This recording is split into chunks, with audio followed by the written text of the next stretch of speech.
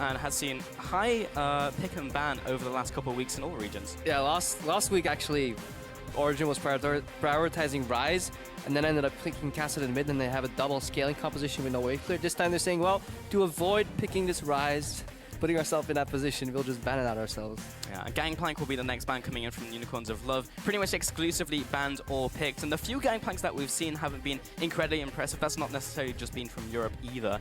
Lee's will be the next ban coming in from Origen and is back into the Unicorns of Love court.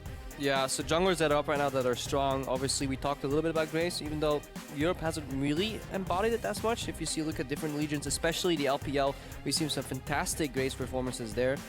Kindred is pretty high up there still. Lee Sin is still a staple pick for Amazing. Might actually give Origen a little bit more of that early game they were looking for. Yeah, as well as the Challenger series from what we've seen. Graves top as well as in the jungle. We saw that being flexed in from the Banditos, the Renegades Banditos. Kindred will be the final ban coming in from Origen, with Lissandra being the second in from UOL. I think we may actually see the Graves jungle on Amazing here. He did mention it in casual conversation that was a pick he was looking at. Otherwise, though, he still has the Lee Sin available, so they may not prio it. Lu is still available, and that is an Origen staple champion. It actually solves a lot of their issues innately as in the pick, because it gives you wave clear mid, it gives you a little bit of tempo in the game, and more importantly, you can play around one of your best performing members, which is Sven, and that is exactly the reason the Unicorns end up banning it out. Recognize that one in there. So the first pick will be very fast coming in. It's just going to be the Tam Kench going. Could be in the top lane, could be support. Nice flex to start off the draft for Origen. Yeah, Tam Kench right now is almost exclusively a top lane pick, not picked that often in the support because there are so many other good supports.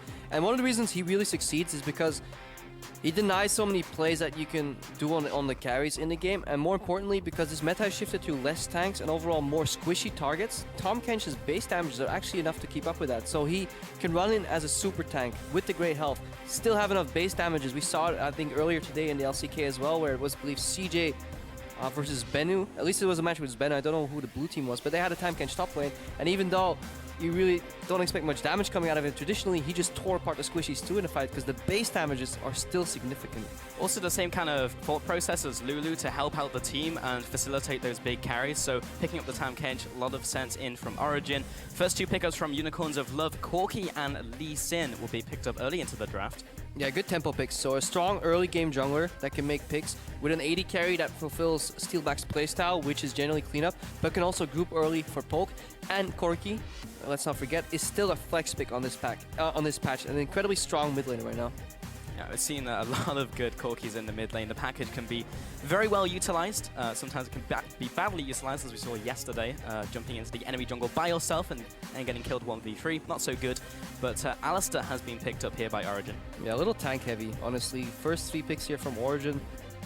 One really super tank in the top lane, tanky jungler, and then Alistair. Obviously, tank support is almost paramount, almost necessary these days, but they'll need some damage coming out of that. And usually when you fulfill these compositions with late game heavy damage mages, you actually sacrifice early pressure because you go for scaling. So Origen may fall in the same trap if Power of Evil ends up playing another Orianna or something. Got to see what those two final picks are. Expecting some big damage dealers to come out. Azir was a pick that Power of Evil picked up towards the end of the split, so we might see that come out for him, but it's been a while since we've seen it. Steelback has picked up the Trundle, can go into the top lane, but more likely in the support role now that we've moved on to 6-1. Yeah. He did have some changes which makes top Trundle not so great anymore. Shen is more likely to go in that top lane role.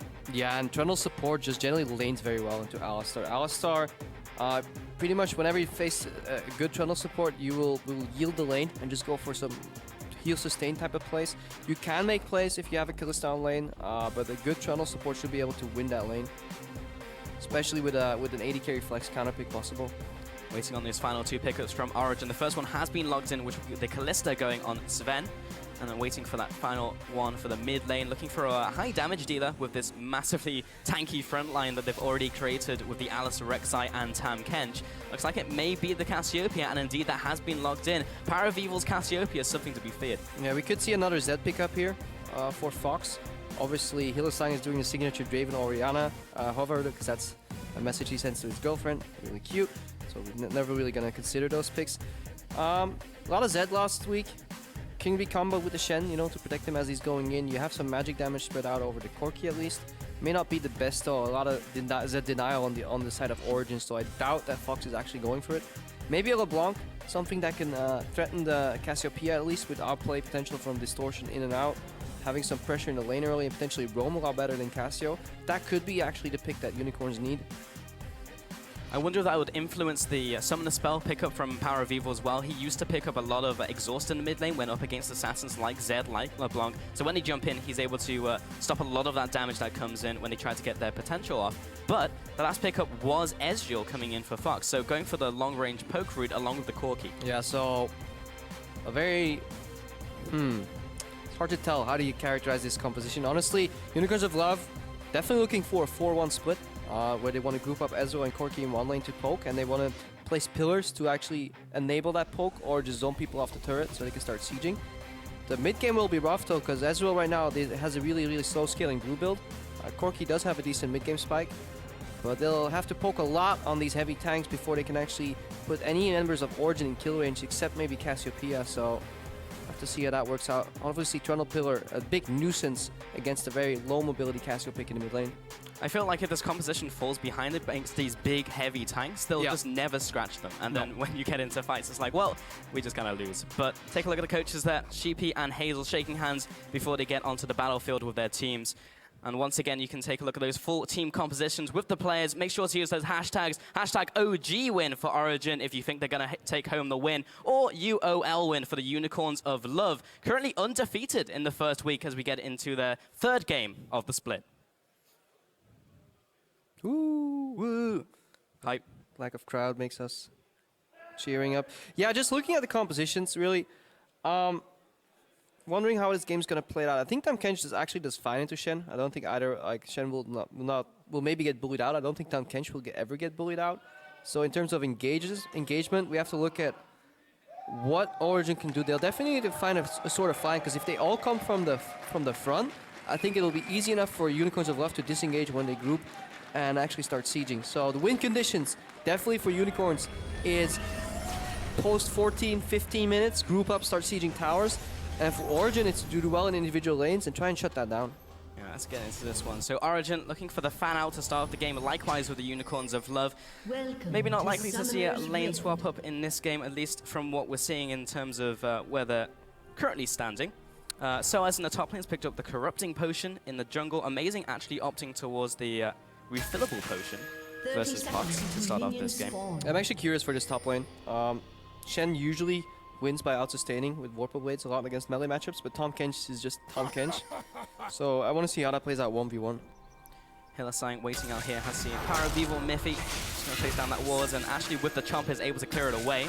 Yeah, obviously. Places down his own ward, so 2 wards have to be used to get that vision. Yeah, Chomp has an auto attack reset built in just the same way Leona Q has, for example, so it's auto Q, auto, clear wards. Minions have spawned. Hillisang, the mental advantage going into the game. Yeah, got that slight CS advantage. Using the game already, amazing. A little bit caught out here by Diamond Prox, an extra auto coming in after the Q. That puts him low for the initial jungle clear. Yeah, and that's actually big, because back in the day maybe you could base, but because Cam spawned at 140 right now, he's starting his jungle on 60%, and that may actually influence his level 3 gang timing. Yeah, he has to use potion there. Already gone through 1 stack of that one. Soaz going to be helping him out there, so won't be taking too much damage from this camp, and this clear shouldn't be too bad, but yeah, might influence things down the line and may change what Diamond Prox chooses to do. Oh, interesting. I was going to say Niels, but obviously it's Ven right now. Start W for the early lane.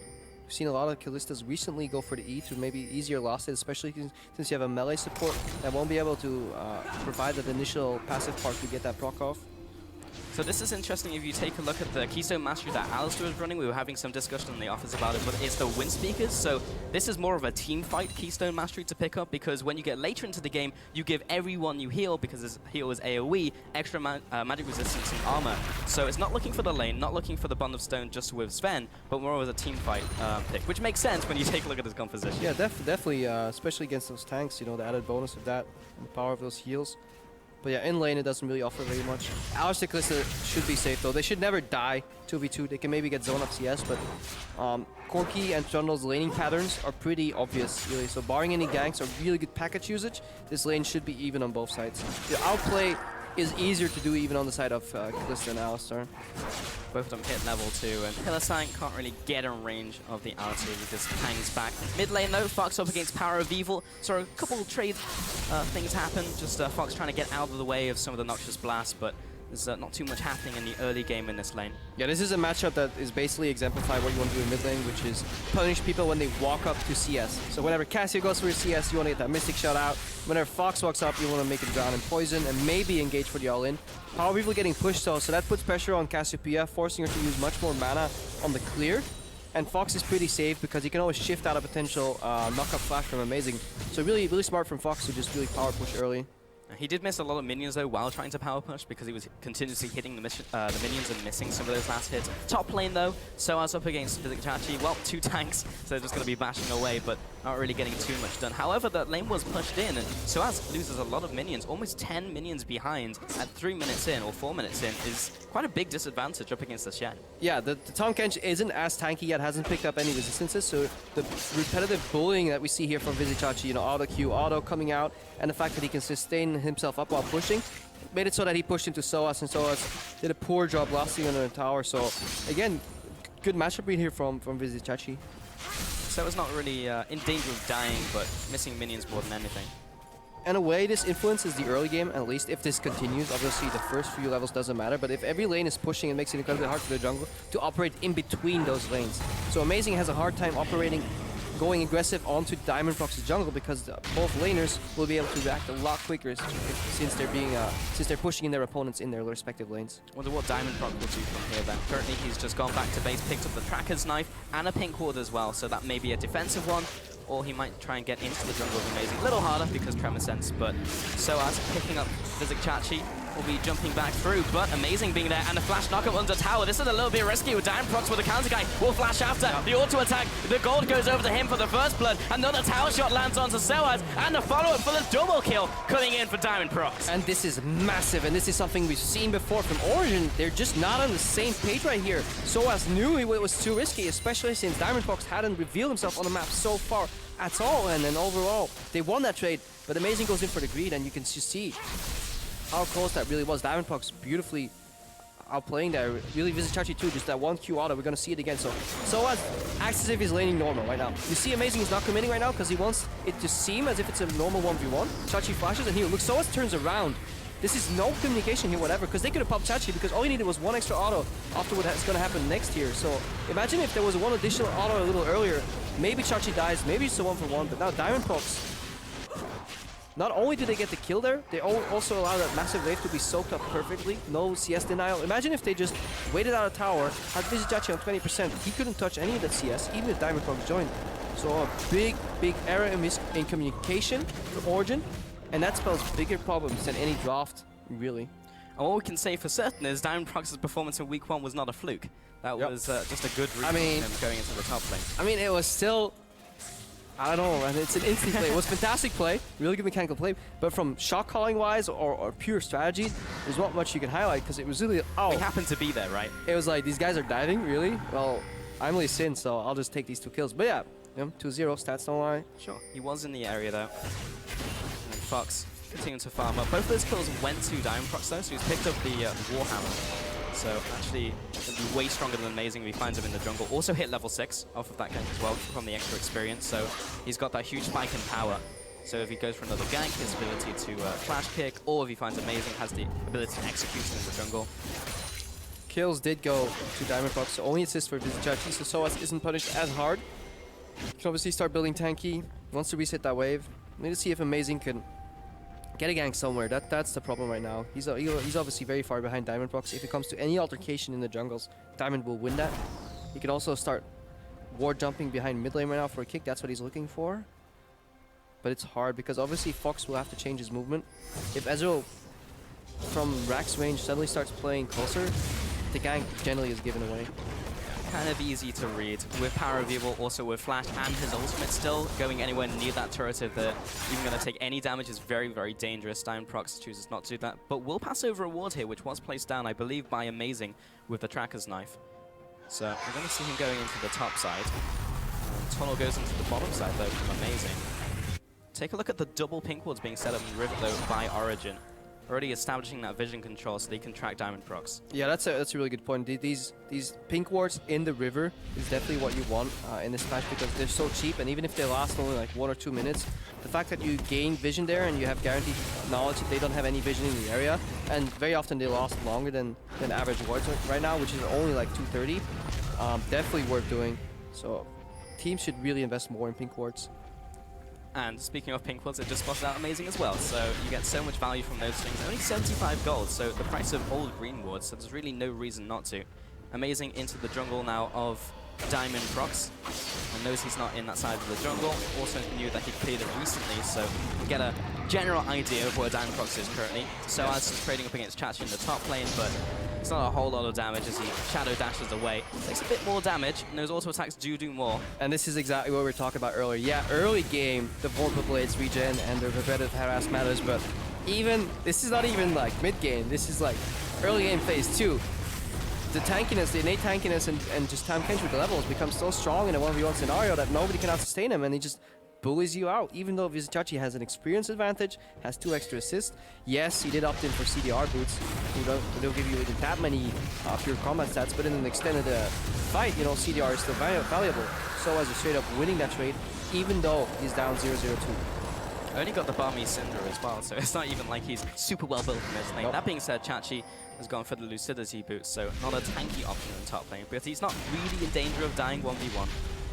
And one issue the Unicorns have here, composition-wise, is that they'll be waiting for action to happen from Origen, and then punish that with a Shen teleport. But there's very little proactivity on their side, unless Diamond Procs finds an opening behind somewhere, using the Shen ulti on himself and ward hopping, because otherwise it's so incredibly hard to force any kills. Like, Trundle Pillar is the only inkling of engage that they have other than that. So Origen being slightly behind isn't the worst, because the Unicorns can't push their advantage unless they group and siege turrets. Well, the most proactivity we've seen from Diamond Procs so far has been taking that blue buff in the jungle away from Amazing. He's now still staying around the area, having taken the crab, has the extra movement speed as well to quickly react to a potential top lane gank from Amazing. And Alistair's also heading up as well. Miffy looking for this play to be set up, but I believe Diamond Procs has seen it out. However, he's just on the edge of vision from that ward that was placed down by Amazing. And what all prompted this was Corki initially picking up the package, so a lot of teams will make map-wide plays, never return to bot lane with the package. Diamond Procs about to face check. This is not going to be good for Diamond Procs. So much damage already. Headbutts it into the tower. Soaz just needs to lick him down, and gets the shutdown onto Lee Sin. Also gobbles of Vizic Chachi, puts him under the tower. Now Steelbacks and Hillisang has to back away, and Power of Evil there to meet Chachi, so there's no way he's going to get out of here. Fox also reacts from the middle lane. He'll have to get out of here. Yeah, and this is an example of playing a week 1 style in week 2, where AD carries pick up the package, they think they're being smart, let's not return to bot lane, but Origen this time, instead of being behind on the plays like League 1, they're ahead of the curve. They know Corki's going to a side lane, they know it's likely not going to be mid, so they head top. Miffy beautifully reads that. Again, a little bit of miscommunication, both knockups at the same time, but Diamond Procs gets obliterated. Unicorns have left panic engage with the package instead of calling up that play, and suddenly you're looking at a big gold lead here for Origen, thwarting the growth of Unicorns, and we likely will not see them group as much anymore, because right now they're under threat of a potential R-Flash engage from Power of Evil, for example. Yeah, at the very least, it was a little unfortunate for Diamond Procs as he was on the very edge of that vision range. Generally, kind of a weird vision placement or a ward placement to be placed right there at the jungle entrance, so he wasn't expecting that one. Mid lane, Power of Evil opted towards the swiftness boots. He had that as well with the alacrity, so he roamed to that gank actually very quickly before Fox as that happened. So even if they reacted at the same time, there's a lot more movement speed over to Power of Evil. He did that immediately after the tier as well, so prioritizing that mobility a lot in this game. Yeah, and we're seeing the issues here of laning both Ezreal and Corki. I mean, it's fantastic if you get the group, but Diamond Procs is asking himself, how do I gank this lane? And the only gankable lane he has, where he has CC that to enable him, was the Shen lane in top. But you can't really gank a Tahm Kench if he has any bit of support right now. You're going on Miffy, he should have his ultimate available, so he should be fine. But he hasn't activated it just yet, and he's already down very low. Fate's Call will come up and maybe re-engage onto Chachi. Now he pops the ultimate and the heal as well. Chachi will still follow up, though, with the Stand United onto Miffy. Sven turns around, gets the Rend off for the kill onto Hillisang, and with amazing Soaz closing in from the backlines, they should have enough CC maybe to get another kill, or at least burn some summoners. Chachi is not in a good situation. Has to just walk away from his allies. Steelback may also go down here to Amazing, and that will be the kill finalized. Diamond Procs now being followed after, but he is too slippery to kill. Another 3 kills over to Origen. Yeah, and just oh so tanky. They just don't care. They walk through that tower for absolute ages, and because they have double tank there, Soaz can just soak up so much. And this time, we saw what was lacking between Soaz and Amazing was exactly there between Mithy and Sven. No nerves whatsoever, super calm, no panic ulti from Mithy. Very often when Alistar's reached about 30% in solo queue environments, you'll see both Fate's Call come out and the Unbreakable play Ruin.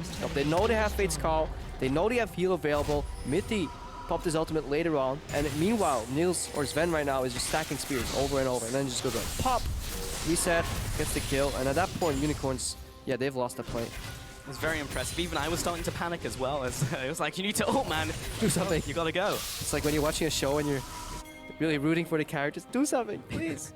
But it was all an act from Origen, and But we can't. got them those kills. Because we have to be impartial, Pulse. Oh, that's right, yes, indeed. No bias. Oh, Chachi in this jungle. I believe he was seen out by the tremor sensors. He just walked into that bush, and the ward goes over the wall, so now they know Chachi's here. He has the Shadow Dash and his Flash, so he should be able to get away. Power Reaver over the wall. That's a lot of damage from Twin Fangs. We'll get that blue buff. Yes, it is a blue buff, and it doesn't have that many resistances, but still, 14 minutes in, a lot of damage. Amazing heading up to the top side to defend his turret as well. From the siege coming in from Steelback and Hillisang. Decent minion wave, but now only casting minions. He really wants to get in there and get the Queen's Wrath down, and gets a knock him onto Hillisang, so it's enough to dissuade them from going any further. Diamondproc's looking to react here, along with Soaz. It'll be the 3 versus 2, but with both of them being so tanky, now being Soaz and Amazing, not going to look for the dive just right now. Yeah, more importantly, you get punished for diving a top Kench because it takes a while to kill him, and it takes him barely any time to get 3 stacks on you, and then he eats you, and then the play is pretty much ruined. Especially Tower Aggro can't shift and stuff like that, so it's incredibly hard, almost impossible. And OG right now, yeah, both Power Reveal and Sven have really big marks painted on their head because they're repetitive damage dealers. Like, they either stack up the Twin Fangs or the Ren stacks, and if you can get them out of the fight, really Origen will lack damage overall. But to reach them, it's very, very hard, especially since you have to take into account there's Devour, there is the best peeling support right now in this meta. This is why Alistar is very often picked first pick over in LCK LPL, especially this week, so it's gonna be a tough climb for the Unicorns. Oh, nice Shadow Dash by Chachi, getting out of the headbutt there. Yeah, that actually changed. Well, when they nerfed Alistar's headbutt to, I think, 1200 missile speed instead of 1500, a lot of these interactions where you hop over the Alistar or through the headbutt became possible. It's really annoying. The Alistars will have to take that into account and just wait for people to dash gap goes on them and then queue them up, knock them back. Certainly triggers me as I played a lot of AP Alistar and so much as Flash. Well, that's all my combo damage gone. Yup. Lucky. You're never lucky. No. Hillisang though gets the pillar down, but Sven has a hop, so he's able to get over the pillar. 5-2 currently. Origen significantly ahead of Unicorns of Love, and this is something you mentioned in Champions Select. As soon as Unicorns of Love start getting behind with his poke composition with Ezreal Corki and Yukon start chunking out the front line, that's already very tanky from Origen. How do you get back into this game? The one play they have right now, it's Taunt Flash into package or package Shen delivery. So Shen ulti into package, knock somebody out, instant taunt, and then follow up with Trundle, stealing some resistance to some guy and trying to wreck him. Because the cool thing about poke is that it's repetitive low cooldown damage that you can really disincentivize people from fighting you. But if you have to use it in a defensive manner, it's not instant wave pool. Like, none of these champions blow up a wave immediately, so Origen can actually set up for sieges or plays, and playing poke from behind is just excruciatingly hard. So Unicorns definitely need to start making a play, otherwise Origen will take complete control. You just look at the towers. 3 towers still up at 16, 17 minutes. That means Unicorns did something wrong. Already falling behind, and the gold differential doesn't really tell the full story as well. Only 4,000 gold ahead. Origen still significant at 17 minutes into the game though. 2 dragons over to them. Unlikely we'll see a 5 dragons play, but still ahead in this one. The first dragon, definitely one of the more valuable ones because of the extra AD and AP it gives. Definitely more combat stats versus the other buffs. Yeah, more importantly, just the openings are getting fewer and fewer and far in between. If you look at Diamondproc, the only play he made, or whether you can argue whether it's that he could have made or that he made, really that in the middle, but it was one counter gank in the top lane. That was a reactive play. Right now, Unicorns have not set up any waves, any groups, any package plays, any Shen ultimates proactively, and that is seemingly coming to bite them. Chachi takes a bit of damage from Amazing, but has that warded up already. There's a big push coming here in the top lane with the minion wave, so Origen should be able to rotate towards this. And with no one really in position from Unicorns of Love with decent wave there, it's going to be very difficult to stop them. That being said, Chachi has his taunt now. Alternatively, with the kick, might be able to get something done. Yeah, and you can definitely see how they pivot around that really big area with Fog of War. They have complete vision control over the Rift Scuttler already, even though they don't want to. Soaz may have bitten off more than he could chew. Nope, he still has his entire health bar and great health available. We can definitely see the vision control Origen have set up right now, and especially since these pink wards last forever, they can just keep doing the same thing. Pressure in on 2 lanes, remove any possibility of counterplay from Unicorns as well for the next 5 to 6 minutes. And then they have another option on the table, which will be Baron. Right now they take the Rift Scuttler. Obviously won't really do that too much for them. But they just have so complete vision control right now. And Unicorns as well, all their moves would be obvious. And then it's so hard to find an opening. I really like giving the Herald over to Sven as well, not only giving him extra combat stats, the 10% extra damage to dual Chachi, but also for the additional wave pushing potential it gives. Just kind of signifies he's going to be the one doing the split push in the 1-3-1 in the top lane. Oh, the E does not land from Chachi, but Steelback's there to back him up, so it's not end up going to be a big issue.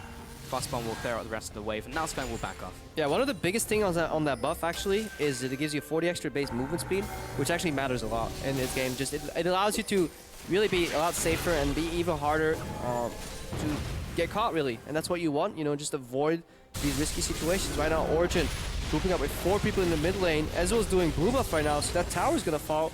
And if this mid lane tower falls, it's going to get a lot worse, because what Origen's doing on the left side of the map in terms of vision, they can now mirror on the right side, and they have complete control of this game. They won't even have to ward their own jungle anymore. Unicorns of Love don't even remember what the Raptor camp at Origen side looked like. No, and you can take a look at that vision line as well, progressively getting closer into the Unicorns of Love territory.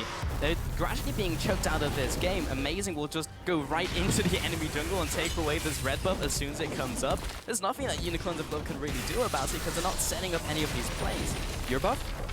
My buff. So he takes it. Niels can safely path through the enemy jungle to the top lane. So Origen, thanks to that vision, they get to cut corners. Whereas the Unicorns, thanks to the lack of vision, they need to circumvent the corners. They have to take the whole safe path all the way around, or they will risk getting caught right now.